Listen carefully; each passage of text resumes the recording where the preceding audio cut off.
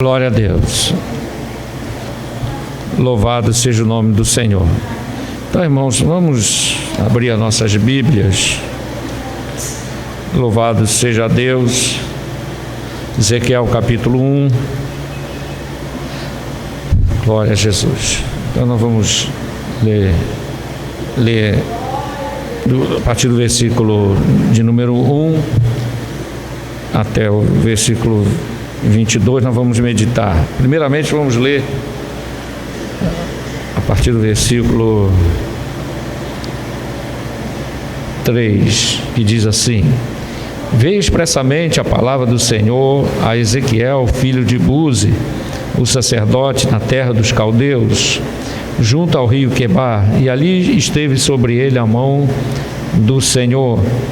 Olhei, e eis um vento tempestuoso vinha do norte, e uma grande nuvem como um fogo a revolver-se, e um resplendor ao redor dela, e no meio uma coisa como a cor de âmbar que saía dentre o fogo, e no meio dela saía semelhante de 4 animais ou criatura vivente. E esta era a sua aparência. Tinha a semelhança de um homem, e cada um tinha 4 rostos, como também cada um deles 4 asas, e os seus pés eram como pés direitos, e as plantas dos seus pés como a planta do pé de uma bezerra, e luziam como a cor de cobre polido, e tinham mãos de homem debaixo das suas asas, os 4 lados, e assim todos 4 tinham os seus rostos e suas asas. Uniam-se as suas asas uma à outra, não se viravam quando andavam, cada qual andava diante do seu rosto. E a semelhança do seu rosto era como o rosto de homem, e a sua mão direita, todos os 4 tinham o rosto de leão, e a mão esquerda, todos os 4 tinham o rosto de boi, e também rostos de águias, todos os 4. E o seu rosto e suas asas eram separadas em cima, cada qual tinha 2 asas junto uma à outra, e 2 cobriam o corpo deles. E cada qual andava diante do seu rosto, para onde o Espírito havia de ir, iam, não se viravam quando andavam. E quanto à semelhança dos animais, o seu parecer eram como brasas de fogo ardente, como uma aparência de tochas. O fogo corria por entre os animais, e o fogo resplandecia, e do fogo saíam relâmpagos. Até aí, irmão, por enquanto. Glórias a Deus, glória a Jesus. Então, irmãos, nós lemos na palavra do Senhor Ezequiel narrando a sua primeira visão, registrada aqui no livro, Louvado seja Deus. E nós encontramos, irmãos, nesta visão, algo muito importante, porque o povo de Israel estava vivendo momentos difíceis, porque Nabucodonosor havia, no período em que Ezequiel estava junto aos cativos, lá em Babilônia, perto de Babilônia, junto ao rio Quebar, ele foi levado também cativo para lá. E ele diz, irmãos, que estava no meio dos cativos, ali junto ao rio Quebar, estavam ali juntos, orando, buscando ao Senhor em oração. E quando Deus abriu seus olhos, e deu a ele visões, para que ele transmitisse para o povo de Israel. E era um momento, irmãos, difícil para o povo de Israel, porque eles tinham sido, essa parte do povo, levado em cativeiro para a Babilônia. Não sei se os irmãos vão se recordar, lá no livro de Jeremias, Deus disse para Jeremias, usou Jeremias, falando para ele que aquela primeira parte do povo que foi levado cativo para a Babilônia, Deus, numa visão, né, a qual Jeremias viu um cesto com figos bons e um outro cesto com os figos ruins. Não? E Deus disse para ele que os figos bons eram aqueles que tinham sido levados cativos para a Babilônia. Aquela primeira leva, Deus fez de tal maneira que aqueles judeus que eram fiéis, aqueles judeus, né, que não estavam contaminados pela idolatria e pelo pecado, essa parte do povo, né, ou a grande parte dela, foi levado na primeira leva, né, levado cativos para Babilônia. E nessa leva foi Daniel, seus companheiros, e também Ezequiel. Então Ezequiel, irmãos, ele estava junto dos cativos, orando, buscando ao Senhor no lugar reservado, né? No caso aqui junto ao rio Quebar, talvez em algum bosque, algum lugar assim. E ele diz que ali veio sobre ele a mão do Senhor e mostrou para ele essa visão.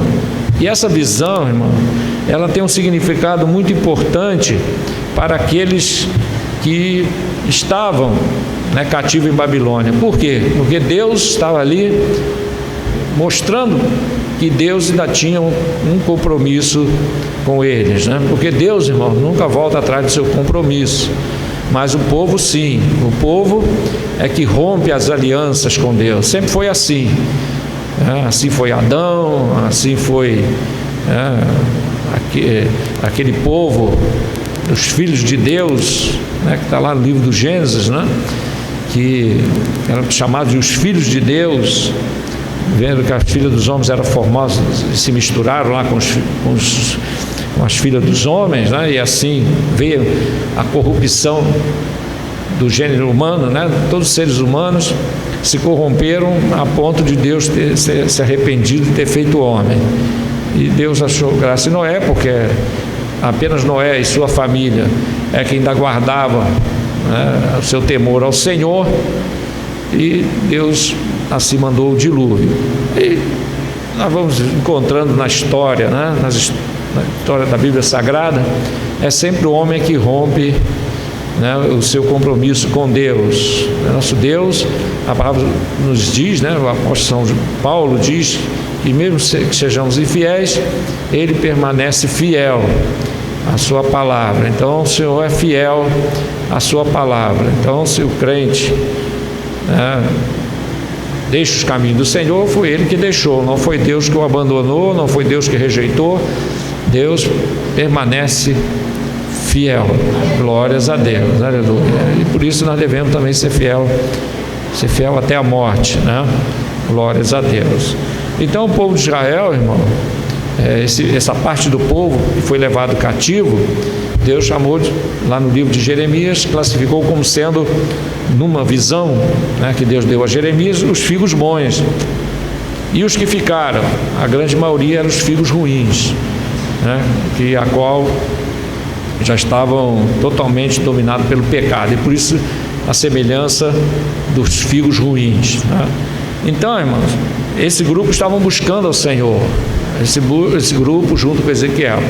E Ezequiel, irmãos, viu visões de Deus, e essa visão foi importante para o povo que ali estava saber que Deus não os abandonou. Louvado seja Deus, não os abandonou. Assim como nos dias do Novo Testamento, Deus também não abandonou o povo de Israel. O apóstolo São Paulo diz, não faz memória a carta de Romanos, Deus porventura abandonou o seu povo? De modo nenhum, diz o apóstolo São Paulo, se referindo aos judeus, né, a qual, mesmo tendo rejeitado o Messias, mesmo tendo pedido para ele ser crucificado, mesmo assim Deus mantém a sua palavra empenhada, dada a Abraão, a Isaque e a Jacó. Prometeu a Abraão, confirmou em Isaque e reiterou com Jacó. Glórias a Deus. Então Deus não volta atrás na sua palavra, né? Então, Deus tem essa promessa para o povo de Israel, assim como tem promessas para a sua igreja, né? Tem promessas para a sua igreja. Então, aquele que faz parte da igreja, né, faz parte do corpo de Cristo, tem garantido pelo Senhor Jesus Cristo o cumprimento das suas promessas. Glórias a Deus, aleluia, louvado seja Deus. Tem que estar firme, tem que estar na posição, né? Glórias a Deus. E hoje em dia tem muitos colocando um plástico aí no carro, né? Deus é fiel, mas muitos que fazem isso é para dizer que aquele carro foi Deus que deu, né? E está tudo bem na casa dele, que ele está com saúde, mas não também nesse sentido. Mas o principal de tudo, irmão, Deus é fiel à sua palavra, e as suas promessas não caem por terra. E uma das grandes promessas que o Senhor deixou para a sua igreja foi quando ele disse: edificarei a minha igreja e as portas do inferno não prevalecerão contra ela. Amém, irmão? Glórias a Deus. Então é só estar debaixo da nuvem, é só estar no redil, não é verdade? É só estar seguindo o bom pastor e vai tudo bem, né? Glórias a Deus. Aí o Salmo 23 se cumpre na íntegra, né? Glórias a Deus. Irmãos, aqui diz a palavra do Senhor que Deus mostrou para ele essa visão, como eu disse para os irmãos, confirmando que Deus não abandonou o povo de Israel cativo, não. E para isso Deus mostrou essa visão. E essa visão, irmão, tem um significado muito importante, muito forte. Glórias a Deus. Nós vimos aqui, primeiramente, que no versículo 4, ele viu um fogo, né? Um fogo tempestuoso vindo do norte, e uma grande nuvem com um fogo a revolver-se e um resplendor ao redor dela, e no meio uma coisa com cor de âmbar que saía dentre o fogo. Glórias a Deus. Então, irmãos, o primeiro aspecto, a primeira coisa que se observa nessa visão, que Deus mostrou uma nuvem vindo em direção a eles, né, que estavam ali reunidos, e essa nuvem, ela era forte, né, tempestuosa, e ela vinha acompanhada, né, com fogo, e esse fogo revolvia-se, né, e no meio desse fogo saía algo. Ele começou a ver que no meio daquele fogo havia algo, um cor de âmbar, que saía do meio do fogo. Glórias a Deus. Então nós vemos o vento e o fogo. A primeira coisa que nós observamos nessa visão, que são dois elementos, irmãos, que para o povo de Israel fala da presença de Deus: o vento e o fogo. O irmão se lembra de Elias, que viu o vento e foi na direção do vento, mas Deus não estava no vento. Viu um fogo, foi na direção do fogo, depois um terremoto e uma voz. Então, não é porque Deus não esteja, não faz parte da revelação de Deus o fogo e o vento, não é isso. Ele não estava porque não era ali que Deus queria falar com Elias. Glórias a Deus.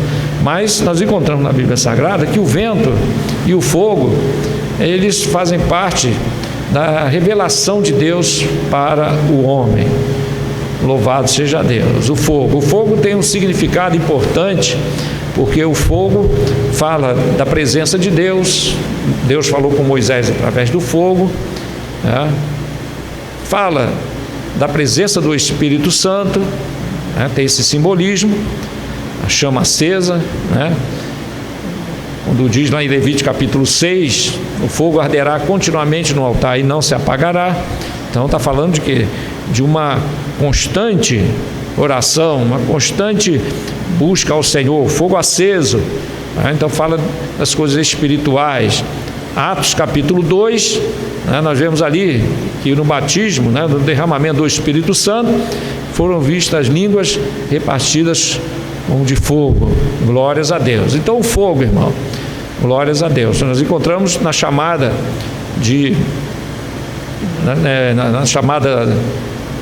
Desculpa, hoje eu estou muito cansado, tá, meu irmão? Me perdoe, que hoje eu até tropecei no microfone, joguei o microfone no chão. Ai, meu Deus.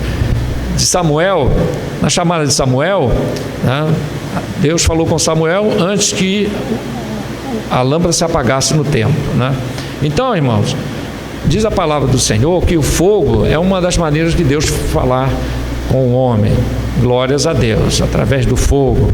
Sinais, o fogo desceu do céu, né? Quando Elias orou ao Senhor, Deus desceu fogo do céu e consumiu o holocausto. Aí o povo disse: só o Senhor é Deus, só o Senhor é Deus. Então, nessa revelação havia o fogo revolvente, quer dizer, o fogo vivo, o fogo, né, dinâmico, não é aquela chama parada, não, fogo revolvente. Glórias a Deus. E a nuvem, uma nuvem forte. Deus fala através da nuvem. Nós encontramos, por exemplo, quando o povo de Israel saiu do Egito, né, para que o povo caminhasse tranquilamente no deserto, Deus colocou uma nuvem, né, que cobria o povo e, ao mesmo tempo, guiava o povo na direção que eles deveriam seguir para ir para a terra prometida. Então, irmãos, a nuvem tem um significado muito forte, né, muito importante na Bíblia Sagrada, a nuvem. Glórias a Deus. Então fala da presença de Deus também, da operação também do Espírito de Deus, né, uma nuvem suave, né? Então a nuvem tem um significado importante, e com isso Deus mostrando que estava com o povo. Então, logo no começo dessa visão, Deus dizendo para Ezequiel, e naturalmente quando ele contou, o povo entendeu que Deus ainda ia dar vitória àquele povo, ia tirar eles do cativeiro, que Deus ainda era com o seu povo. Glórias a Deus. Então é assim também para o crente, né, irmão? Glórias a Deus. Quando o crente está buscando ao Senhor em oração, está ali lendo a palavra, né, sentindo o gozo da presença de Deus, é o sinal, né, de que Deus está conosco, né? Glórias a Deus. Quando o crente dobra o joelho e ora, e Deus responde, Deus revela. Na verdade, nós oramos e Deus dá a vitória, nós clamamos: Senhor, o Senhor responde, pedimos, o Senhor abre as portas. Então Deus vai falando conosco, né? Vai dando sinais. Isso é uma forma também de Deus mostrar que está conosco, né? Glórias a Deus. Então Deus, Ele tem várias maneiras de se revelar, ou através de um sonho, através de uma profecia, os dons espirituais. Isso tudo são as manifestações de Deus no meio da igreja. Glórias a Deus. Então, irmão, logo de princípio Deus falou, glória a Deus, mostrou para Ezequiel uma nuvem, e no meio dessa nuvem corria um fogo. Louvado seja Deus. Lá em Levítico 16, vamos abrir Levítico 16, versículo 2 e 3. Levítico 16, versículo 2 e 13. Primeiro, irmão, encontrar, leia Levítico 16, versículo 2 e 13, né? 2 a 13 não, 2 e 13. Encontrou, irmão? Pode ler, por favor.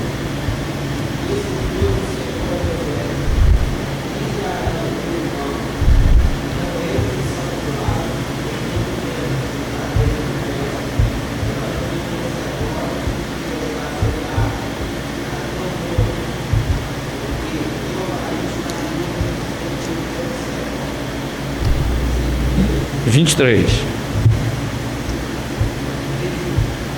Não, 13.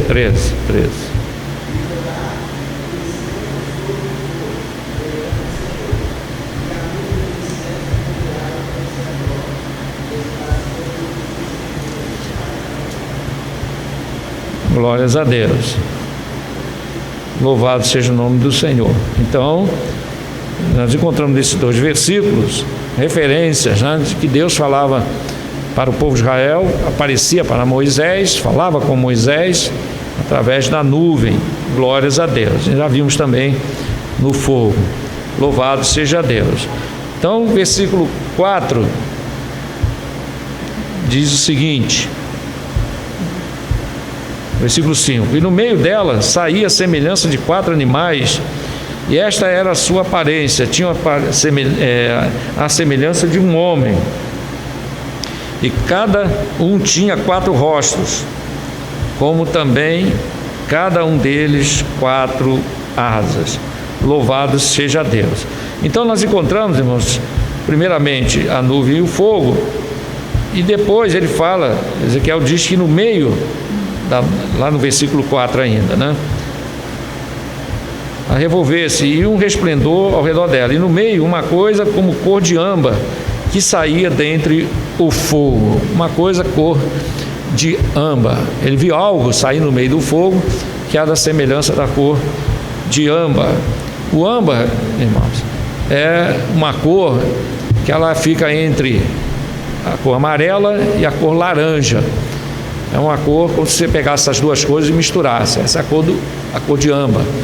Você olhando, né, você vê que ela é amarelada, mas meio alaranjada. Então é uma cor entre essas duas, né, como se fosse a mistura do amarelo com a cor laranja. Essa é a cor âmbar, né, que é semelhante também à cor do fogo. A cor do fogo. O fogo, irmão, ele pode ter várias cores, né?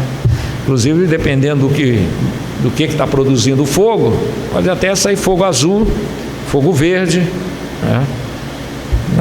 Na indústria mesmo você vê isso acontecer, né? Usando carbureto, usando oxigênio, aí já vai mudando as cores, né? Então a cor azul, cor verde, mas a cor natural do fogo é a cor amarelada, né? É uma cor amarelada, e pode até, dependendo do que ela está queimando na natureza, ou madeira ou folha, ela ficar com a cor alaranjada. Então o âmbar tem a semelhança da cor do fogo, né?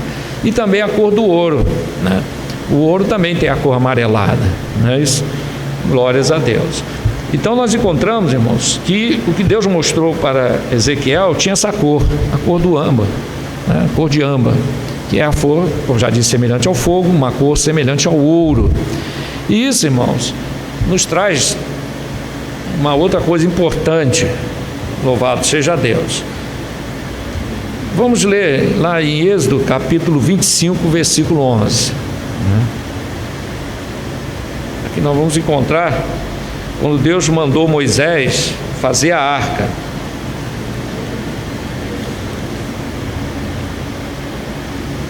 Êxodo 25, 11.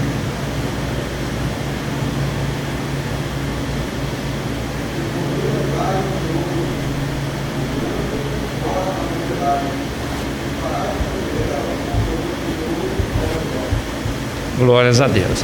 Aqui, irmãos, Êxodo capítulo 25, os irmãos podem até marcar essa folha, essa página, que nós vamos voltar depois novamente para essa passagem, né?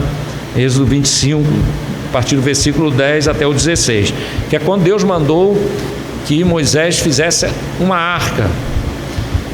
E essa arca, irmãos, ela foi totalmente revestida por dentro e por fora de ouro, né? De ouro.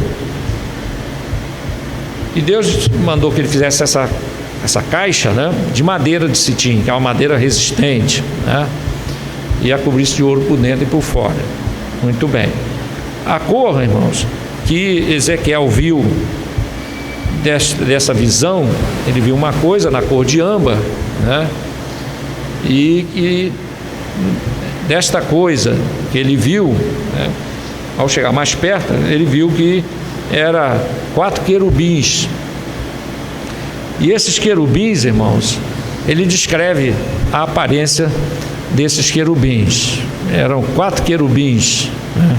Ele diz que cada um deles tinham 4 rostos, né? 4 rostos. Nós vamos ver daqui a pouco isto. Muito bem. Então no versículo 5 ele diz: e no meio dela, quer dizer, saía a semelhança de 4 animais. No meio dessa coisa que ele viu, né, surgindo a cor de âmbar, saiu do meio dela 4 animais, né? Em outra versão diz criaturas viventes.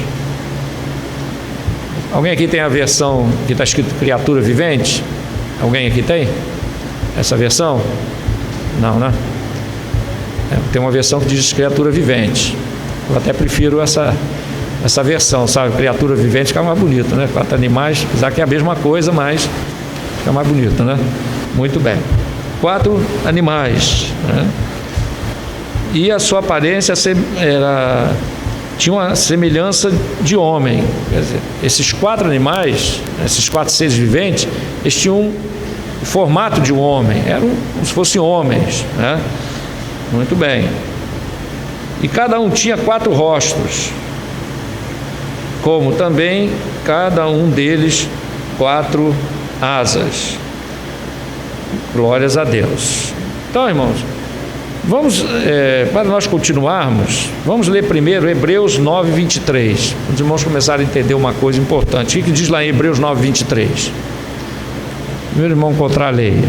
Hebreus 9, 23.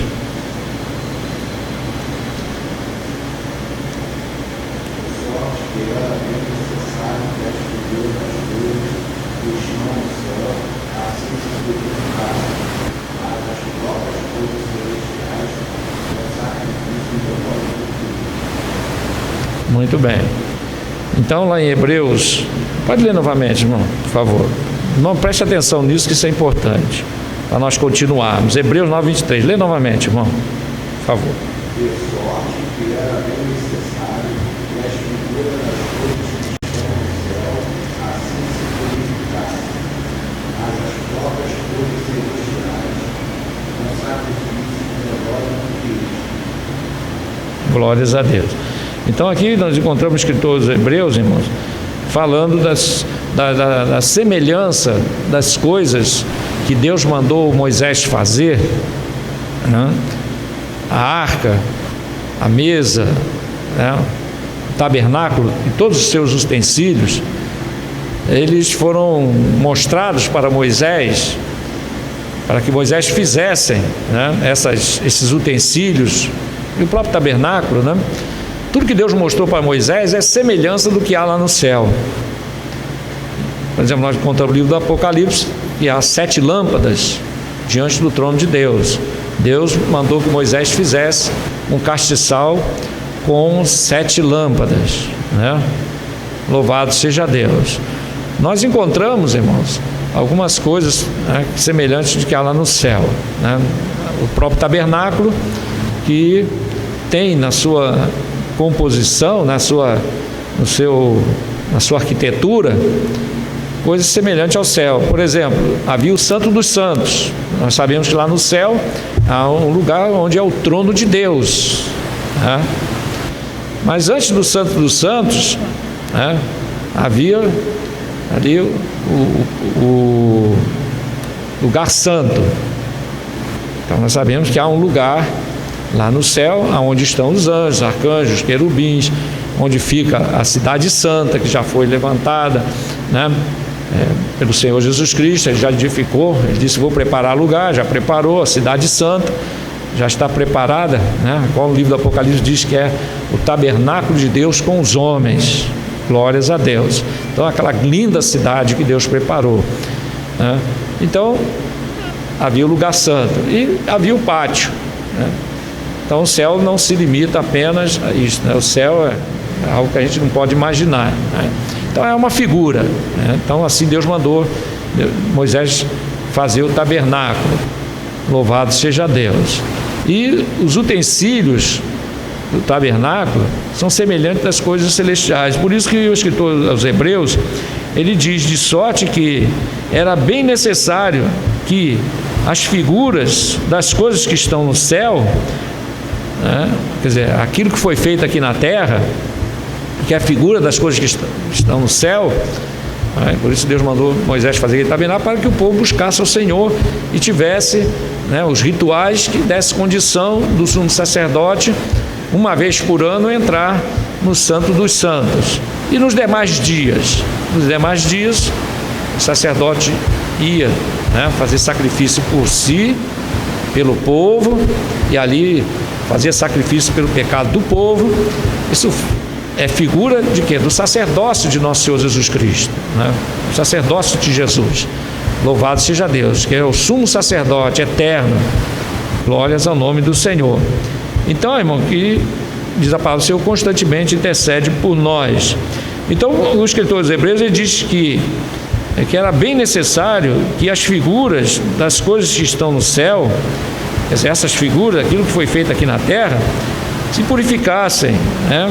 Mas as próprias coisas celestiais com sacrifícios maiores do que esse. Então esse versículo está dizendo, irmão, que as coisas que eram usadas pelo povo de Israel para adorar a Deus, né, os utensílios do tabernáculo e posteriormente no templo de Salomão, né, quando Salomão edificou o templo, são figuras das coisas celestiais, das coisas que estão lá no céu. E essa visão, irmãos, de Ezequiel, né, nós encontramos muita semelhança desta visão com a arca da aliança. Por quê? Nós vamos ver aqui algumas comparações e nós vamos ver muita semelhança com a arca, porque a arca, irmãos, é, vamos dizer assim, o utensílio principal dos utensílios que Deus mandou que Moisés fizesse. A arca sempre foi considerada pelo povo de Israel, né, a presença de Deus no meio deles. A arca, quando a arca chegava, irmão, era um momento assim maior para o povo de Israel. Era garantia de vitória, era garantia de que Deus iria fazer algo especial, né? Era a arca de Deus. A arca, irmão, era algo tão especial. Não era qualquer um que podia botar a mão na arca, não era qualquer um que podia levar a arca, né? Abrir a arca era algo que só o sumo sacerdote poderia fazer, né? Abrir ela, colocar as coisas lá dentro que foram colocadas, né? Em Hebreus também fala que dentro da arca havia as 2 tábuas dos 10 mandamentos, a vara de Arão que havia florescido, havia um pote de ouro com maná dentro, né? Então isso é o que tinha dentro da arca. Então a arca, irmão, era a garantia de que Deus estava no meio do povo de Israel. O povo de Israel tinha uma estima com a arca que era algo tremendo, né? Algo muito importante. E nós vemos uma coisa, irmão, quando o povo de Israel não estava bem espiritualmente, eles se esqueciam da arca, né? É coisa tremenda, né, irmão? Mas Davi, né, depois que recebeu o reinado, ele colocou no seu coração que a arca de Deus deveria estar em Jerusalém. Isso ele fez, né, procurou fazer, fez de uma forma errada, né, colocando a arca em cima de um carro de boi, que não poderia assim acontecer, ser feito, e acabou usar, né, pagando com a vida, porque pensou que a arca ia cair no chão. Ele colocou a mão na arca para segurar a arca e caiu fulminado, porque não se podia colocar a mão na arca, só os levitas podiam fazer isso. E depois de um sacrifício, quer dizer, tinham que estar preparados para transportar a arca. Então a arca, irmãos, era algo assim muito especial, né? Muito especial para o povo de Israel. Glórias a Deus.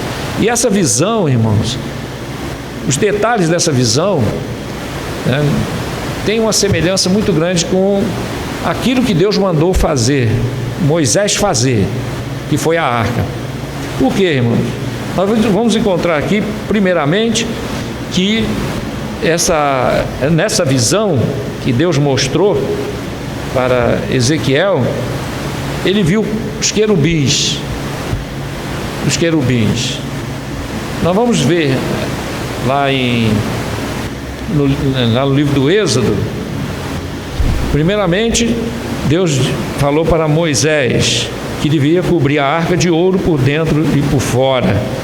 Glórias a Deus. Esse é o primeiro detalhe da arca, que ela era de madeira, mas coberta de ouro por dentro e por fora. Se nós formos lá para Ezequiel, nós vemos que essa arca tinha, nessa visão, o que ele viu tinha a cor de âmbar, que é a cor do fogo, que é a cor do ouro, tá? Então, primeiramente, essa semelhança. A arca coberta de ouro, e nessa visão ele viu essa cor de âmbar. Glórias a Deus, que é uma cor semelhante à do ouro. Glórias a Deus. Muito bem. Então nós vemos que as coisas terrestres são figuras das celestes. Então o que eu estou querendo analisar aqui com os irmãos, né, é essa semelhança desta visão de Ezequiel com a arca que Deus mandou Moisés fazer. Glórias a Deus. Muito bem. Então ela diz aqui primeiramente que a cor daquilo que ele viu no meio do fogo e no meio da nuvem tinha a cor de âmbar, semelhante à arca que era coberta de ouro. No versículo 5, ele viu querubins. Nós vemos que das coisas que Deus mandou Moisés fazer para servir de tampa para a arca, ele fez uma coberta, uma tampa, a qual foi chamada de propiciatório. E sobre o propiciatório havia 2 querubins.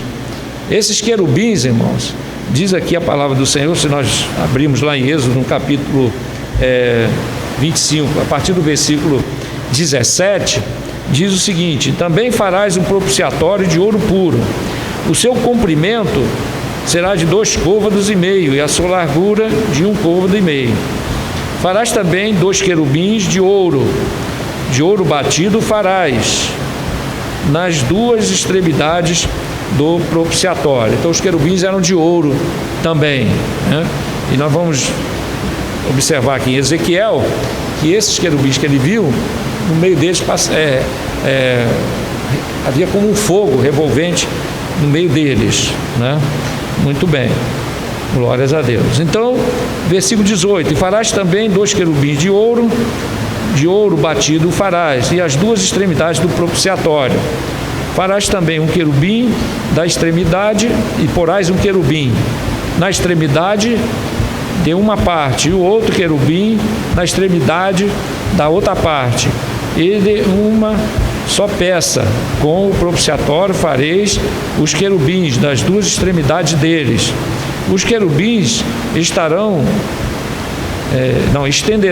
as suas asas por cima, cobrindo com as suas asas o propiciatório, e a face deles uma defronte à outra. As faces dos querubins estarão voltadas para o propiciatório. Então, irmãos, Deus mostrou para Moisés, mandou fazer essa tampa chamada de propiciatória, e nessa tampa haveria 2 querubins, um de cada lado, e esses querubins estariam com as suas asas estendidas para frente, quer dizer, estendidas sobre o propiciatório, todos 2. Então entende-se que as asas deles estavam apontadas um para o outro. Então ficava um de frente para o outro, olhando para o propiciatório e com as suas asas cobrindo o propiciatório. E naturalmente entende-se que as asas deles tocavam uma nas outras, né? Então, diz aqui mais a palavra do Senhor. E também, irmãos, foi colocada sobre essa tampa, em volta da tampa, no propiciatório, nós encontramos no versículo 19, né?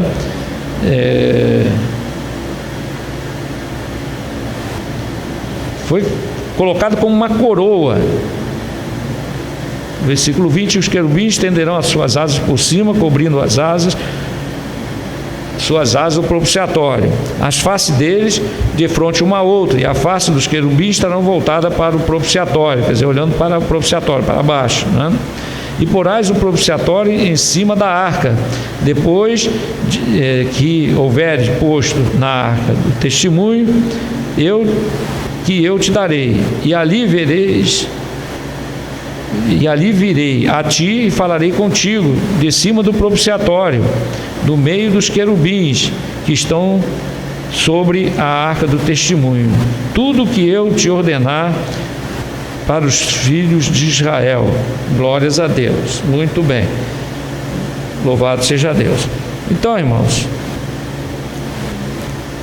indo um pouco mais para adiante, diz aqui a palavra do Senhor, lá no livro de Ezequiel, no versículo de número 6.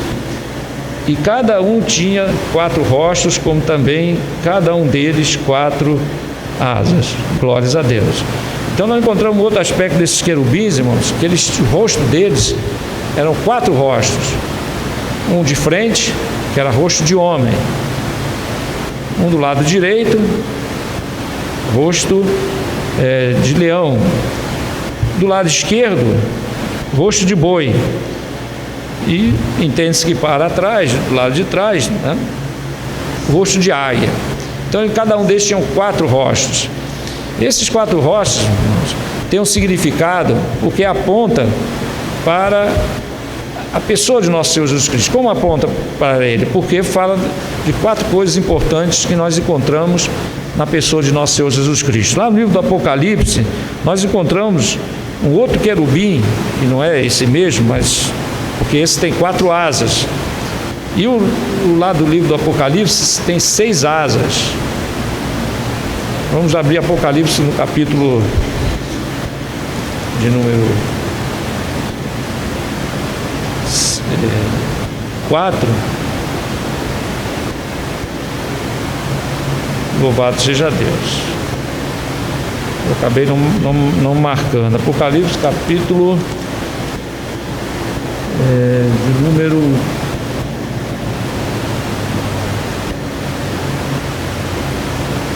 sim.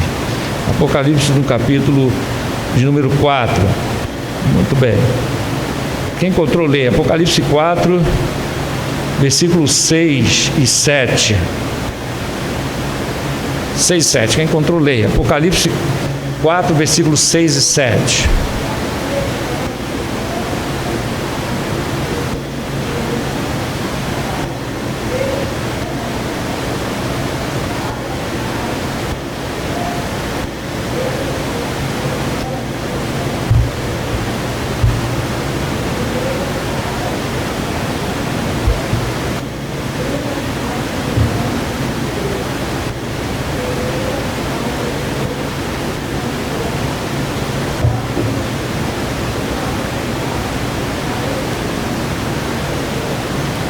Louvado seja Deus.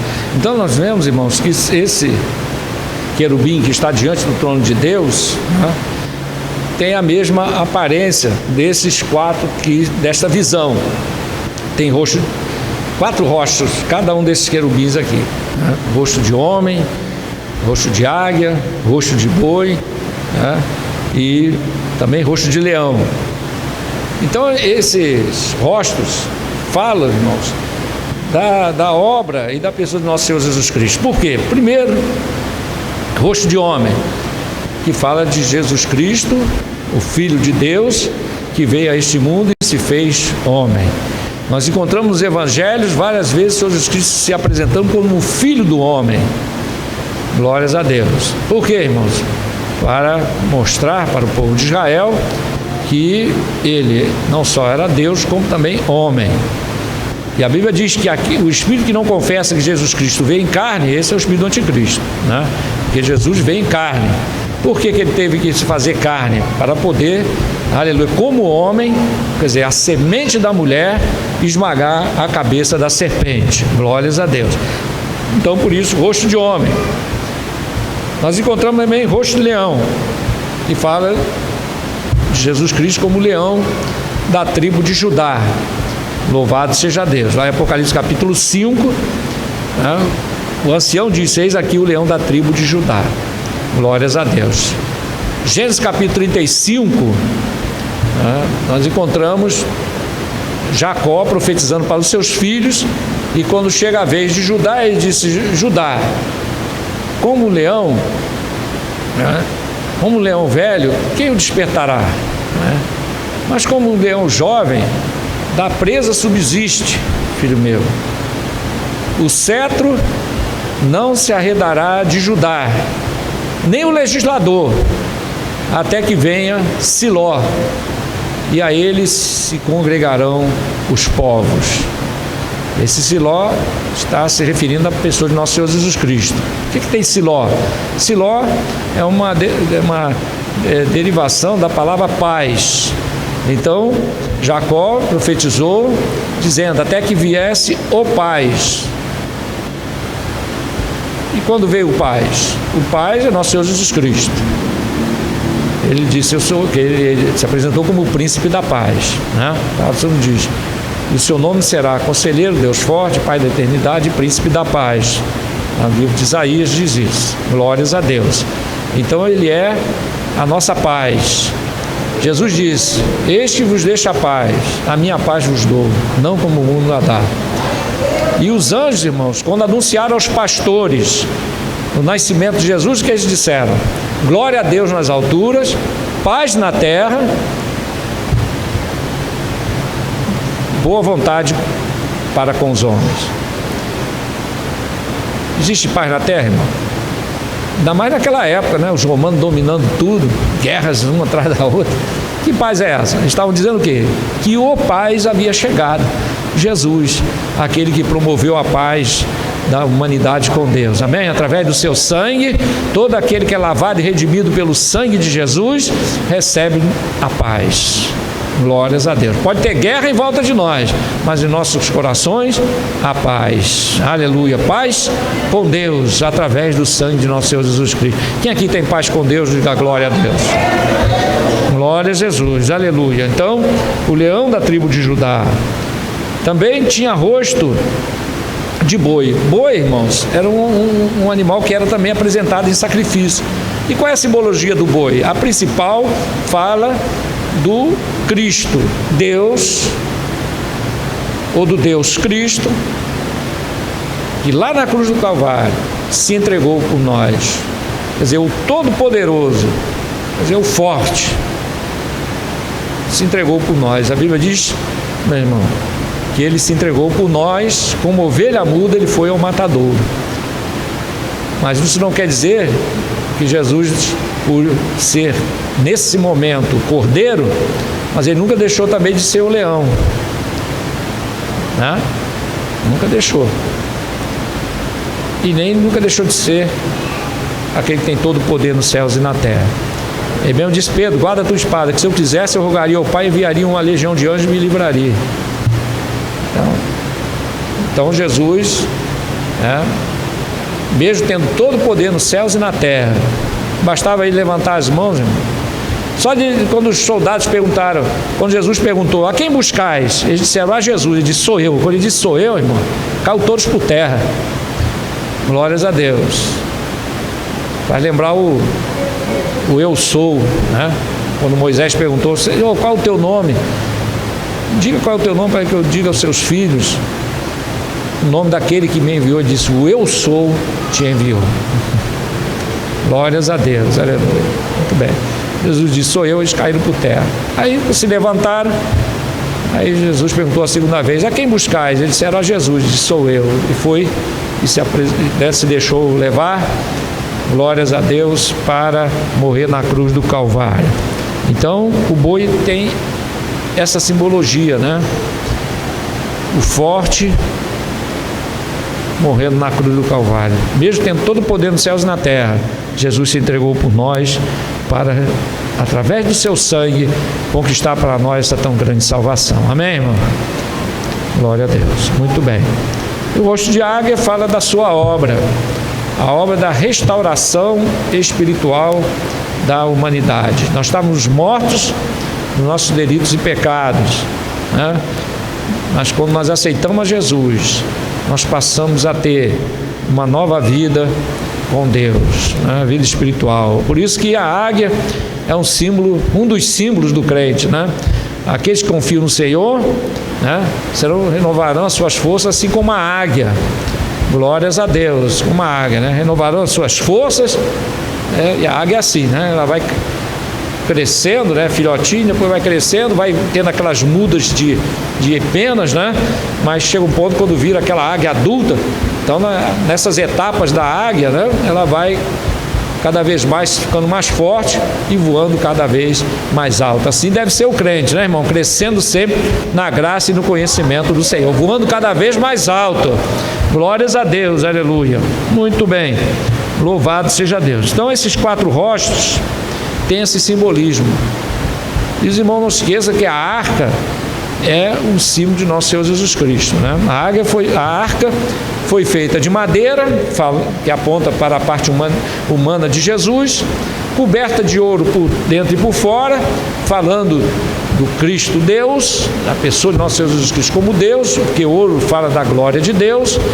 Os magos, né, levaram 3 especiarias para dar de presente para o Messias, né, que havia nascido, o rei que havia nascido. E eles levaram ouro, incenso e mirra, né? O ouro fala da glória de Deus. Deus disse para Josué, quando entrasse na cidade de Jericó, destruísse tudo, mas o ouro e a prata deveriam trazer, porque Deus disse, o ouro e a prata me pertencem, diz o Senhor, porque o ouro é um símbolo da glória de Deus. Amém? Glórias a Deus. Muito bem. Aleluia. E a arca, irmãos, tinha por cima dela uma tampa, e essa tampa foi chamada de propiciatório.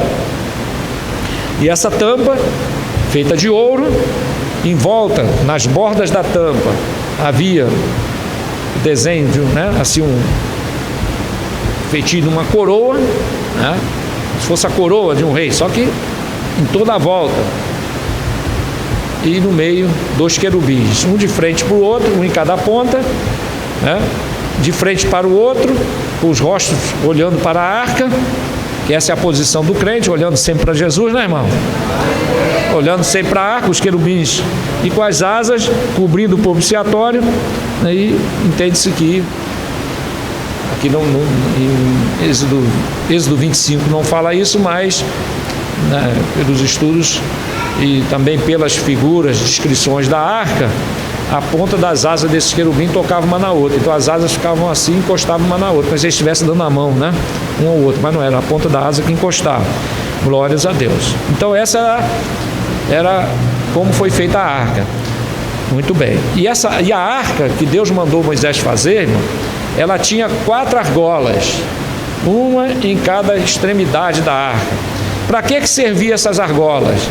Essas argolas, irmãos, tinham por finalidade o transporte da arca, porque não se deveria, né, botar a mão na arca diretamente, né? E também não daria para carregar um homem carregar aquilo sozinho, né? E aí, se fosse pegar na arca, teria que ser 2 homens, né? A arca não era tão grande assim. O que Deus fez? Mandou fazer 4 argolas. Para quê? E nessas argolas iria passar uma vara, e com essa vara os sacerdotes, 4 sacerdotes, cada um numa ponta, levantariam a arca, colocariam nas costas e saíam levando a arca. Então, para isso é que servia aquelas 4 argolas, né? Para que a arca fosse locomovida, para que a arca fosse transportada. Para isso foi feita as 4 argolas. E nós vamos encontrar, irmãos, semelhante nesta visão de Ezequiel. Então, até que Ezequiel viu que os 4 querubins, esses querubins da visão de Ezequiel, um encostava a asa no outro, quer dizer, ficava um com a asa aberta, o outro formando um quadrado, né? Então um tocando na asa do outro, um com a asa encostada no outro. Os irmãos lendo atentamente vai ver que era assim, né? E esses 4 querubins tinham esses rostos, né? Então, rosto de homem, olho de leão, de boi e de águia, todos 4. E no meio deles, no meio dos seus corpos, ele viu que havia um fogo revolvente. Então essa era a figura. Agora Ezequiel, irmão, ele viu o seguinte, lá no versículo de números, primeiramente vamos ver o versículo de número 7. Versículo 6. E cada um tinha 4 rostos, como também cada um deles 4 asas. 7. E os seus pés eram como pés direitos, as plantas dos seus pés como planta de pé de uma bezerra. Agora esse detalhe, irmão, que é interessante, luziam com uma cor do cobre polido. Interessante porque que esses querubins tinham pés com o cobre polido. Apocalipse capítulo 1, vamos ler um detalhe importante. Então nós estamos vendo aqui, irmão, que esses querubins, eles falam da glória de Deus, falam da pessoa também, em muitos aspectos, fala da arca.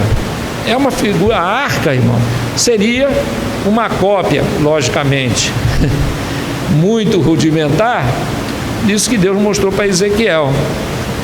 E uma das coisas que chama atenção, irmão, é que esses querubins, os pés deles eram feitos de cobre polido.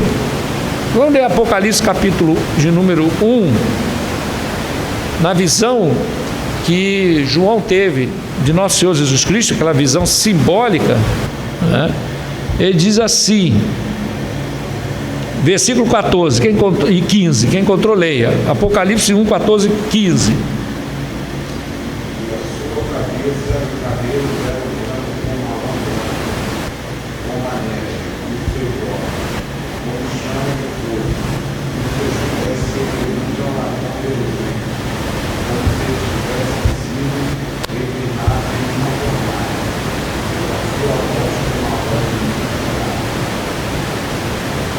E o 15. Lê novamente. Os pés.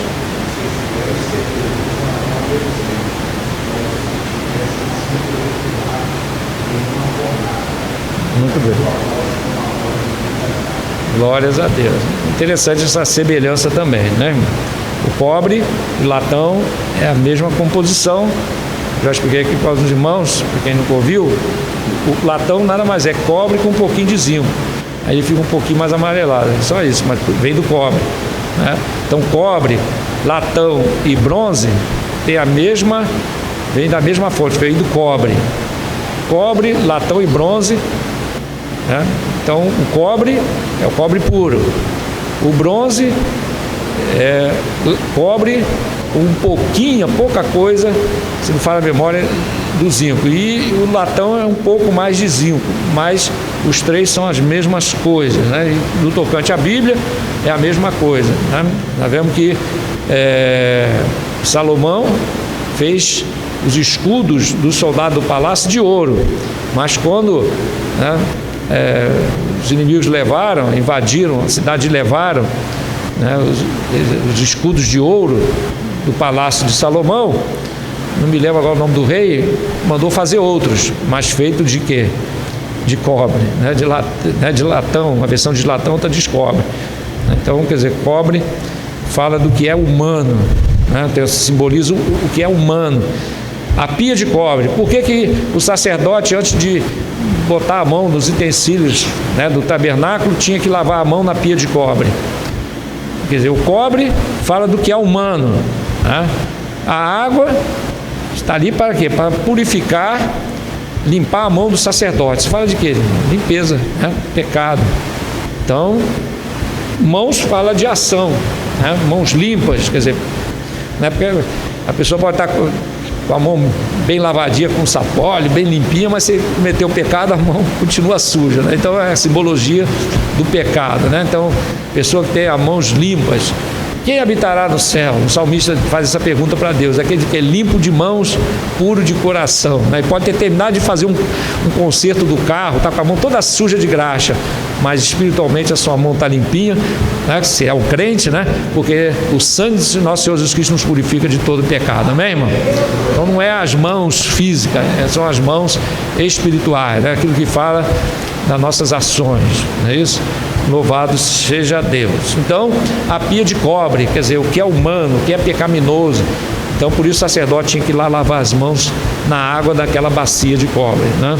Então, por que nosso Senhor Jesus Cristo aparece lá em Apocalipse capítulo de número 1, com o pé como latão reluzente? Porque fala da sua humanização, da sua obra que ele fez aqui na terra. E por que como tivesse sido refinado numa fornalha? Por quê? Porque fala da sua aflição aqui na terra, né? Ele passou pela fornalha da aflição. Então, não era apenas polido, mas como se tivesse sido refinado numa fornalha, né? Jesus passou pela fornalha da aflição. Glórias a Deus. Então, nós encontramos que esses querubins, esses pés, né, como do cobre polido, quer dizer, uma semelhança, né? Então, por quê? Porque esses querubins, irmãos, assim como aquele outro querubim que está diante do trono de Deus, eles falam da pessoa de nosso Senhor Jesus Cristo. Glórias a Deus, porque a Bíblia afirma que Jesus Cristo, Filho de Deus, Ele é a glória de Deus. Glória a Jesus. Muito bem. Glória a Jesus. Então, irmão, outra semelhança versículo de número 6, aliás, versículo de número 15, vamos pular para o 15. Glórias a Deus. E vi os animais, eis que havia uma roda na terra, a roda apoiada na terra, junto dos animais, e cada um dos seus 4 rostos. Quer dizer, essa roda tocava no chão, mas estava do lado deles, mas chegava até perto dos seus rostos, né? Muito bem. O aspecto das rodas e a obra delas era como a cor de turquesa, e as 4 tinham a mesma semelhança, e o seu aspecto e a sua obra eram como se tivesse uma roda no meio de outra roda. Andando elas, andavam pelos 4 lados. Quer dizer, essa roda estava nos 4 lados, em volta desses 4 querubins. Glórias a Deus. O lado deles não se viravam quando andavam. Essas rodas eram tão altas que me tinham medo, e os 4 tinham as suas cambas cheias de olhos ao redor, e andando os animais, andavam as rodas ao pé deles, e elevando-se os animais da terra, quer dizer, quando eles levantavam, elevavam-se também as rodas, para onde o Espírito queria, quer dizer, o Espírito de Deus, né? A letra maiúscula, queria ir, iam, pois o Espírito os impelia, e as rodas se elevavam defronte deles, porque o espírito da criatura vivente estava nas rodas. Andando eles, andavam elas, e parando eles, paravam elas, e elevando-se eles da terra, elevavam-se também as rodas defronte deles, porque o espírito dos animais estava nas rodas. A arca, irmãos, ela tinha 4 argolas nos 4 cantos. E para que serviam essas argolas? Para a arca se locomover. Foi para isso que foi feito. E Deus mandou que Moisés dissesse para o povo de Israel fazer 2 varas, essas varas também cobertas de ouro. Elas passavam pelas argolas e os sacerdotes levantavam e botavam nas costas e andavam. Então é assim que a arca era conduzida. Então, quando aquela turma de sacerdotes cansavam, eles pousavam a arca. Vinha outros 4 sacerdotes, pegavam a arca, colocavam nas costas e caminhavam mais alguns quilômetros. Quando cansavam, havia um turno para isso, né? Eles desciam a arca, outros pegavam, botavam a arca nas costas e continuavam a viagem. Era assim durante toda a viagem do povo de Israel para a terra prometida, né? Então, enquanto a viagem, o povo estava caminhando, a arca ia na frente. Os irmãos encontram isso lá no livro do Êxodo. E como é que ela caminhava? Né? O sacerdote levando. E quando cansava, trocava o turno. Então a arca ia e descia. E nós encontramos, irmão, essa figura, né? Nessa visão, melhor dizendo, esse fato. Ezequiel viu que quando os querubins subiam, as rodas acompanhavam. E quando eles desciam, as rodas acompanhavam. Vamos abrir, irmãos, vamos entender melhor. Vamos abrir as nossas Bíblias. Números 10:35. Número 10:35. Louvado seja Deus. Livro de Números.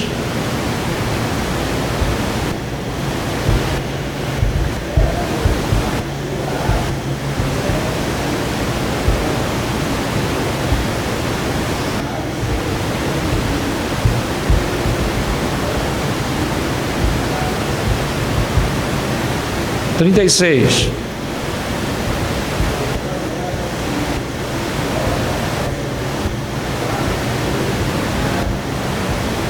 Glórias a Deus. Então, irmãos, quando o povo de Israel saiu lá de Horebe, né, Deus disse que não ia no meio do povo, aquela situação toda que aconteceu.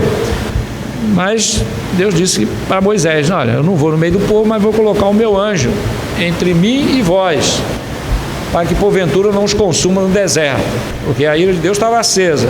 Deus já queria que Moisés e Arão se apartassem, porque ele já ia consumir aquele povo no deserto. Já tinham feito bezerros de ouro, uma rebelião tremenda. Aí Moisés intercedeu. Deus disse: tá bom, Moisés, então eu não vou no meio do povo, mas vou colocar o meu anjo entre vós e mim, entre o povo e eu, para que não os consuma no deserto. Aí eles pegaram a arca, irmão, e levantaram. Quando os sacerdotes levantaram a arca, diz a palavra do Senhor: e era pois que, partindo a arca, Moisés dizia: levanta-te, Senhor, e dissipados sejam os teus inimigos, e fujam diante de ti os teus aborrecedores. Louvado seja Deus. Então a arca é um símbolo de Jesus. Louvado seja Deus, como eu já disse. Então Moisés estava profetizando o quê? A vitória de nosso Senhor Jesus Cristo também. Por quê? Levanta-te, Senhor, e dissipados sejam os teus inimigos. O que Jesus disse? Quando o Filho do Homem for levantado da terra, quer dizer, quando ele for crucificado, todos atrairei a mim. Amém, irmão?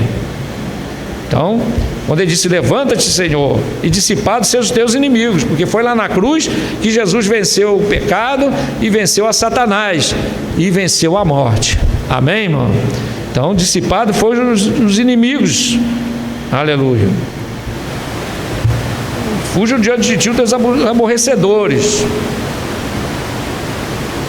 Satanás e os seus seguidores, né? Versículo 36. E pousando ela, dizia: volta, ó Senhor, para os milhares de Israel. Volta. Então Moisés, irmão, aqui estava profetizando, quando ele via a arca subindo, a redenção através de nosso Senhor Jesus Cristo. E quando a arca descia, ele profetizou a volta de nosso Senhor Jesus Cristo, que ele vai voltar primeiramente para arrebatar a sua igreja e depois voltar para os muitos milhares de Israel. Amém, irmão? Amém. Glórias a Deus, aleluia, muito bem. E essa subida e descida da arca, na visão, Ezequiel viu que quando os querubins subiam, as rodas acompanhavam, né? E quando eles desciam, as rodas acompanhavam.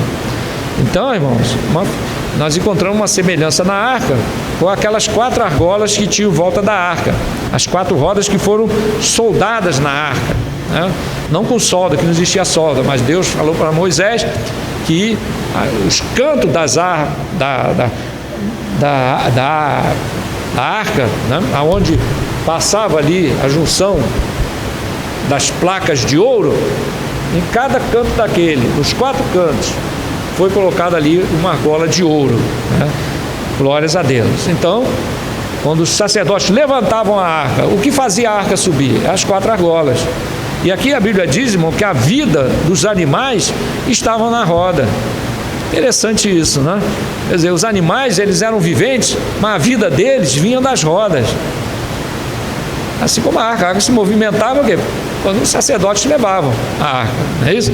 Glórias a Deus. E o que levantava a arca é o quê? As argolas, a qual os sacerdotes, através da vara, levantavam a arca e colocavam nos seus ombros. Glórias a Deus. E assim foi, irmão. Nesta viagem, Moisés ficou repetindo várias vezes, quando a arca subia, aleluia, levanta-te, Senhor, e dissipa os teus inimigos. Quando a arca descia, né, que era colocada no chão para novamente, né, trocar o turno dos sacerdotes, aí ele dizia: volta, Senhor, para os milhares de Israel. Muito bonita essa passagem, né? Os irmãos concordam? Muito bonito, muito interessante, né? Realmente Moisés profetizou, glórias a Deus, acerca de nosso Senhor Jesus Cristo, né? A sua vitória e também a sua volta, que em breve vai acontecer. Então, irmãos, o espírito desses 4 seres viventes estavam nas rodas. Então, os seres viventes com as asas postas uma na outra, quer dizer, formavam, dá para entender claramente, um quadrado, e havia umas rodas em volta deles. e quando eles se locomoviam, a roda, né, o acompanhava. Quando eles desciam, a roda também acompanhava. Para encerrar, irmão, andando, versículo 21, andando eles, andavam elas, e parando eles, né, quer dizer, andando e parando, né, faz lembrar o transporte da arca, glórias a Deus, paravam elas, elevando-se eles da terra, elevavam-se também as rodas defronte deles, porque o espírito dos animais estava na roda, e sobre a cabeça dos animais havia uma semelhança de firmamento. Então, sobre a cabeça desses 4 seres viventes havia semelhança de um firmamento, quer dizer, de um céu, né? Firmamento, quer dizer, quando nós vemos, né, o céu bem distante, né, já lá no pôr do sol ou no nascente do sol, né? Então diz aqui, sobre a cabeça dos animais havia uma semelhança de firmamento, com um aspecto de cristal terrível, estendido por cima sobre a sua cabeça. Quer dizer, sobre a cabeça deles, irmãos, desses 4 animais, havia a semelhança de um firmamento, mas um firmamento como se fosse de um cristal.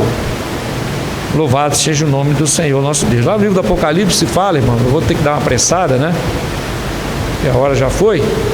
Fala do mar de cristal que está diante do trono de Deus, né? Se eu encontrar rápido, eu mostro para os irmãos. Apocalipse, capítulo de número 4, e diz o seguinte, vamos ver se eu acho aqui, os irmãos me ajudem. Louvado seja Deus. Diz que Apocalipse 4, sim. Diz que havia um mar como de cristal. Bom, irmão, um dos irmãos aí, esse irmão acha, louvado seja Deus. Só que aqui, se fala a memória, mar é de vidro.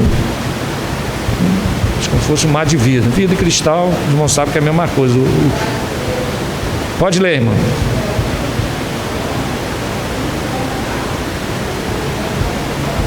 Isso.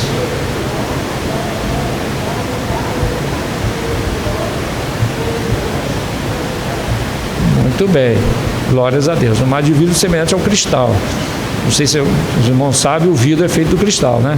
Pega o cristal, derrete e faz a chapa do vidro, né? Então o vidro é feito com o cristal, é isso? Muito bem. Então, irmãos, aqui nós encontramos o livro de Ezequiel, que ele viu que sobre a cabeça daqueles querubins havia um firmamento, como se fosse, né, feito de cristal. Glórias a Deus. Então nós encontramos uma referência lá no livro do Apocalipse, no capítulo número 4, versículo 6, né, que nossa irmã Ana Paula encontrou. Glórias a Jesus. Louvado seja Deus. Muito bem. Diz mais aqui, assim, Êxodo 25, 12. Não tem só mais 5 minutinhos, só para nós fecharmos o capítulo 1, e semana que vem nós vamos no capítulo 2. Êxodo 25, versículo 12. Encontrou, leia. Êxodo 25, 12.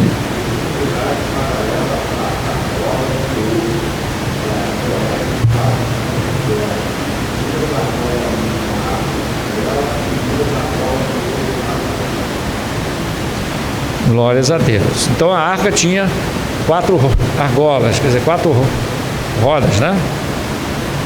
Presa nos lados, nos 4 cantos dela. Louvado seja Deus. Ezequiel viu que esses 4 querubins, dos 4 lados deles, tinham, né, 4 rodas. Glórias a Deus. E o interessante é que ele diz que essas rodas, irmãos, na lateral dessas rodas, na camba delas, né, havia olhos. Interessante isso, né?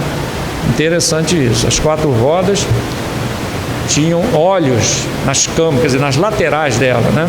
Igual um carro. O carro tem um pneu, a parte toca no chão, tem a lateral, né? Então, na lateral delas, as 4 rodas tinha olhos. É interessante isso, né? Muito bem. Nós encontramos lá em Apocalipse 5, quando o ancião disse para João: eis aqui o leão da tribo de Judá. Ele viu um cordeiro, sendo que esse cordeiro tinha 7 olhos e 7 chifres. E esses 7 olhos São 7 Espíritos de Deus enviados a toda a terra. Apenas um detalhe também, uma outra semelhança. Muito bem, glórias a Deus. Para nós encerrarmos, diz aqui, louvado seja Deus, versículo de número 22. E sobre a cabeça dos animais havia uma semelhança de firmamento com um aspecto de cristal terrível, estendido por cima de sua cabeça. Versículo 23, e debaixo do firmamento estavam as suas asas direitas, uma em direção à outra, cada um tinha 2, que lhe cobriam o corpo de uma banda, e cada um tinha outras 2, que cobriam a sua outra banda. Louvado seja Deus. Muito bem. Versículo 26, e por cima do firmamento, que estava por cima da sua cabeça, havia a semelhança de um trono, como de uma safira, e sobre a semelhança do trono havia com que a semelhança de um homem no alto sobre ele. Glórias a Deus. Então, vamos terminar com o versículo 26.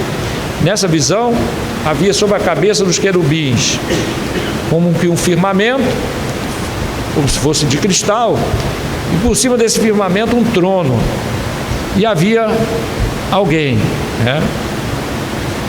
a semelhança do trono havia com que a semelhança de um homem, quer dizer, havia a semelhança de um homem assentado neste trono. Muito maravilhoso, né, irmão? Glórias a Deus. Então, irmãos, lá no livro do Apocalipse, capítulo 4, nós encontramos que João viu, lá no capítulo 4,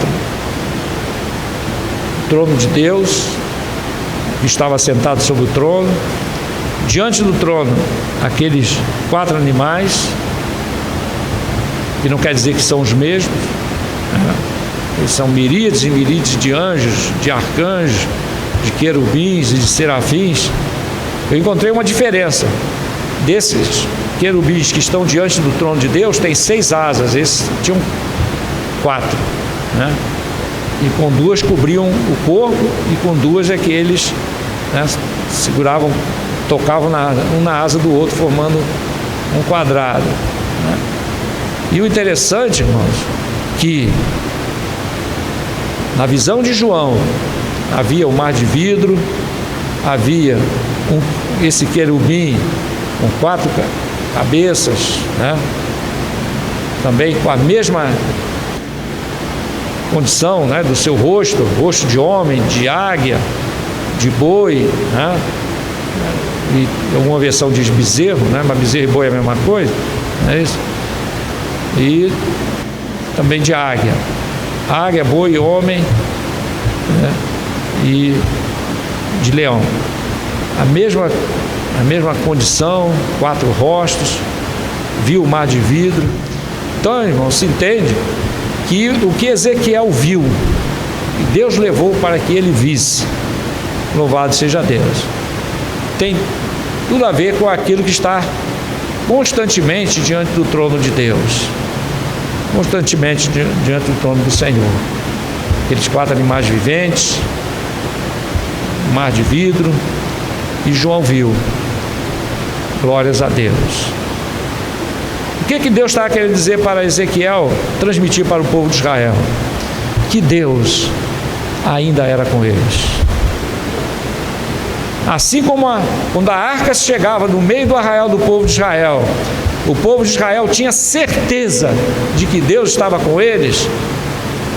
Deus estava mostrando para Ezequiel que, apesar do cativeiro, apesar da destruição de Jerusalém, apesar daquela situação de desolação do povo de Israel, mas que Deus ainda estava presente no meio do seu povo. Essa era a mensagem, irmãos, de Ezequiel capítulo 1. Deus estava no meio daquela desolação, o povo de Israel triste, desolado, cativo. Se juntam uma parte do povo lá junto do rio Quebar e vão orar ao Senhor. Não tenho dúvida, irmãos, que estavam intercedendo a Deus, que estavam pedindo a Deus. Daniel pediu, dizendo a oração de Daniel pelo povo de Israel, né?